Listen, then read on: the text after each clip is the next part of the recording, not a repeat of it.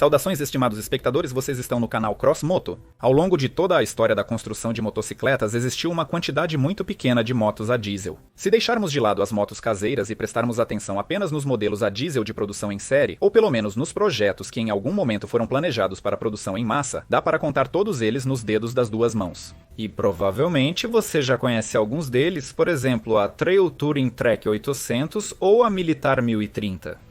Há nessa lista de máquinas uma motocicleta interessante que vamos analisar hoje. É uma francesa.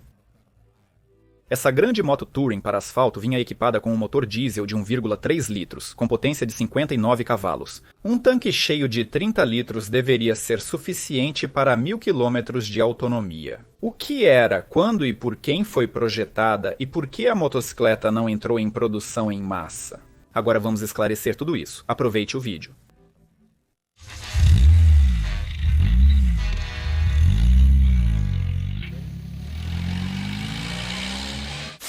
Se olharmos um pouco para a história, descobriremos que os franceses estavam na origem do desenvolvimento das motocicletas no final do século XIX e início do século XX. Os projetos das motocicletas francesas eram em muitos aspectos avançados, e o número de empresas e companhias envolvidas nesse setor era enorme. Uma situação semelhante ocorria em outros países tecnicamente avançados no início do século XX, Estados Unidos, Grã-Bretanha, Alemanha.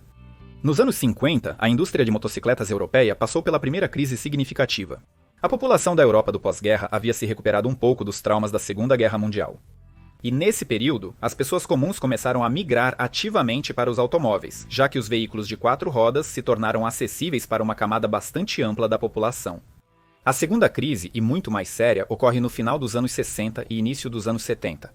Desta vez, a causa serão as motocicletas japonesas, que em muitos aspectos passaram a superar a tecnologia europeia e eram um pouco mais baratas. Todo país tem suas ambições nacionais. A França, que já esteve na vanguarda do progresso na construção de motocicletas, naquele momento havia ficado para trás no setor. Mas restaram a antiga grandeza e as ambições.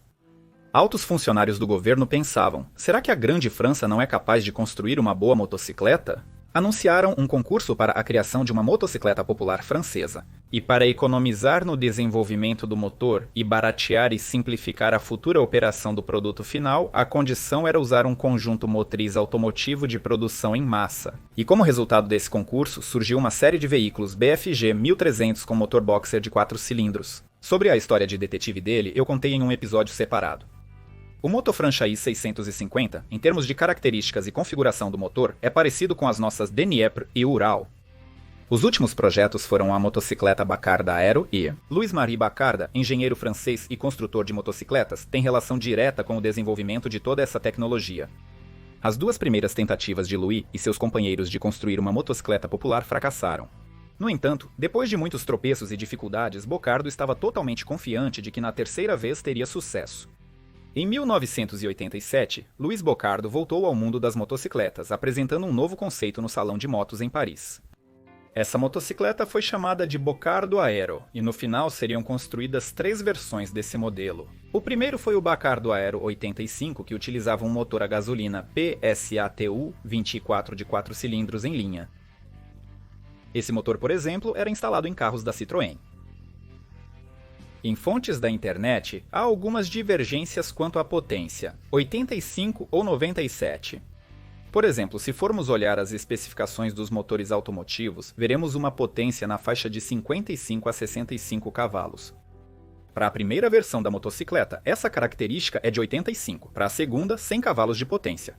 Não é impossível que os motores das motocicletas tenham sido turbinados. Também não descarto que os números possam não ser totalmente confiáveis. Finalmente, existia mais tarde chamado de 1200, equipado com um motor diesel de 4 cilindros em linha, com capacidade de 1.294 cm3, com injeção indireta e potência de 59 cavalos. Esse motor também foi utilizado em alguns modelos.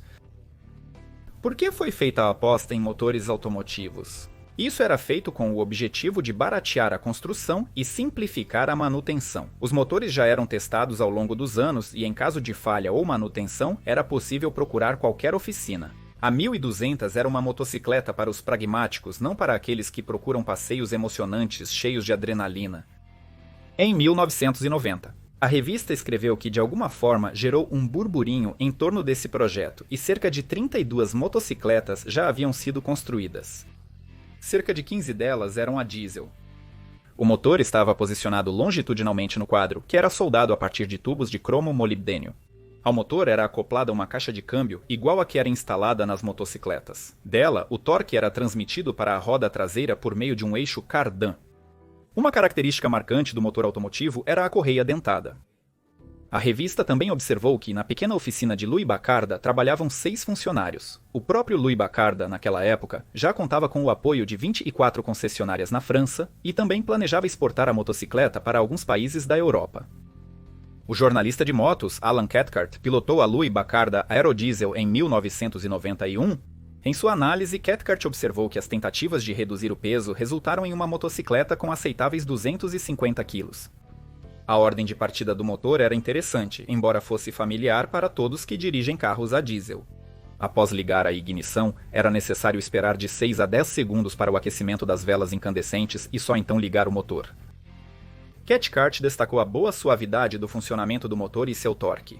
Ele também ficou entusiasmado com a transmissão de 5 marchas com relações longas.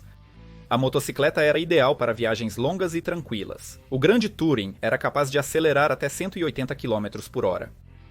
As críticas eram direcionadas ao garfo de 40 mm da Ioli, que era considerado fraco, e aos amortecedores da suspensão traseira Furnale.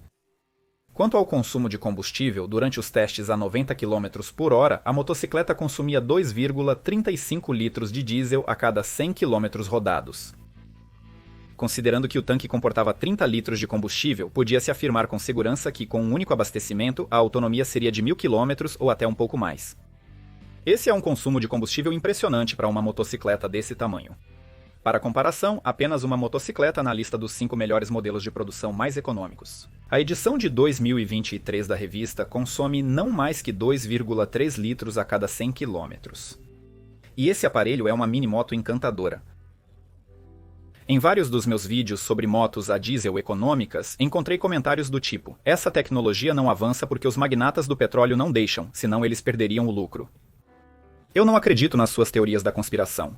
Dificilmente até mesmo uma série de 100 mil dessas motos seria capaz de afetar significativamente o bolso dos gigantes do petróleo. Basta olhar para os volumes de combustível usados hoje em dia por milhões de caminhões e dezenas de milhares de navios cargueiros, e você vai perceber que essas motos economizariam apenas uma gota no oceano. Na verdade, o motivo do fracasso do projeto de Bacard, assim como de muitos outros projetos semelhantes, foi o alto custo do produto final. Em 1990, o modelo Odna 1200 custava $11.500, o que, ajustado para os preços atuais, equivale a cerca de $27 mil. As motocicletas japonesas com características dinâmicas e nível de conforto semelhantes custavam menos. Além disso, ao que tudo indica, a tecnologia não recebeu apoio estatal do governo da França. E foi exatamente por isso que Louis teve que esquecer às pressas a produção em massa de motocicletas. O dinheiro acabou rapidamente e a empresa faliu. Fontes diferentes afirmam que Bacarda faliu em 89, mas eu acho que tudo aconteceu em 91, caso contrário, como seria? Alan Cathcart fez uma análise e um test drive dessa moto, refletindo que para a produção em série a motocicleta precisaria ser aprimorada em termos de suspensão. Também existe informação de uma revista francesa de motos. A edição 44 de 2020 informa que foram produzidos apenas 5 protótipos da motocicleta, 2 a gasolina e 3 a diesel, e não 32, como afirmava a revista. O que se pode dizer com certeza é que, assim como a maioria das outras motos a diesel, a 1200 representa uma parte pouco conhecida da história das motocicletas. Essa é a história um tanto nebulosa de mais uma tentativa de Louis-Marie Bacarda de criar uma motocicleta popular francesa. Com isso, minha história chega ao fim.